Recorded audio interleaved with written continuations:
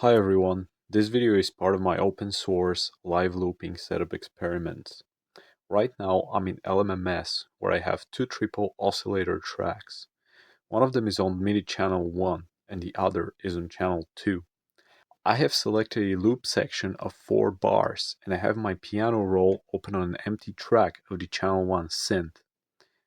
Because LMMS only records the channel in the piano roll, I can make a short loop on channel 1 and then switch my MIDI controller to channel 2 where it won't be recorded for the loop anymore.